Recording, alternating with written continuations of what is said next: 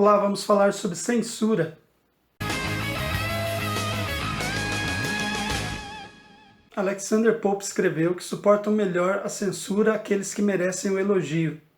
Com isso ele quis dizer que quem tem realmente valores, qualidades, esse já vai ser digno, já vai ser objeto da censura por parte daqueles que são invejosos e que não têm nenhum tipo de virtude.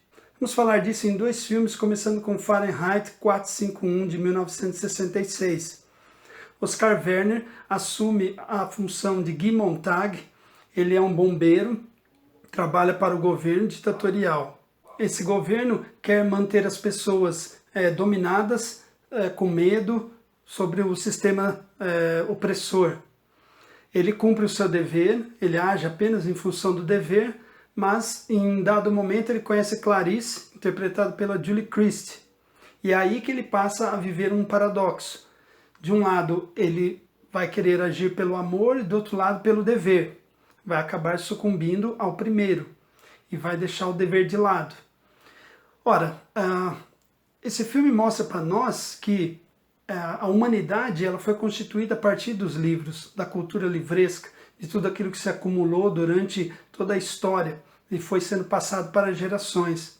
Então a humanidade não seria o que é, seria diferente, ou nem existiria o termo humanidade se não fosse o conhecimento. Tudo isso, essa questão de dominar, de censurar, de destruir a cultura, tem a ver com defender os interesses da classe dominante. Era isso que o Guy Montag fazia.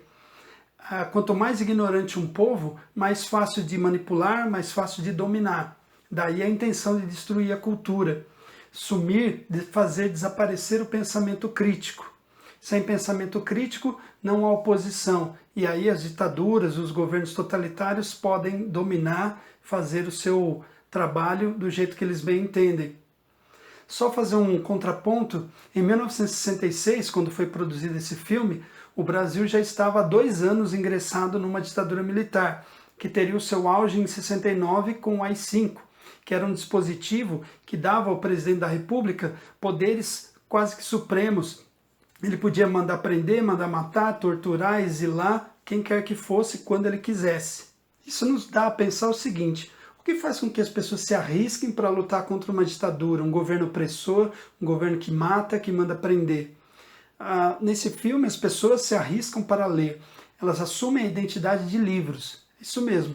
Elas assumem o nome de livros famosos, elas decoram todo o conteúdo desse livro, cada um assume um livro e passa esse conteúdo adiante, já que eles não podem ser presos com um exemplar.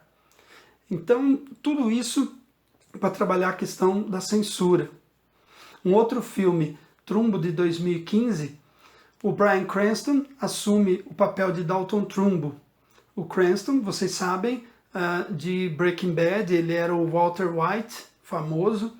Ele é um roteirista de Hollywood da década de 50, ele era muito requisitado, muito talentoso, só que ele acaba sendo vítima da censura. A censura é nociva para o país, é nociva para a identidade, para a força de expressão dos indivíduos. Há um sistema que predominou nos Estados Unidos na década de 50, chamado macartismo. Esse sistema acabou sendo caracterizado pela acusação sem provas.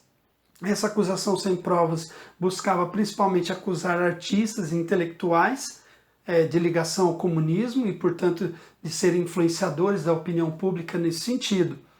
Ora, tudo isso determinou, acabou caracterizando uma espécie de caças bruxas. É isso que ficou conhecido esse sistema.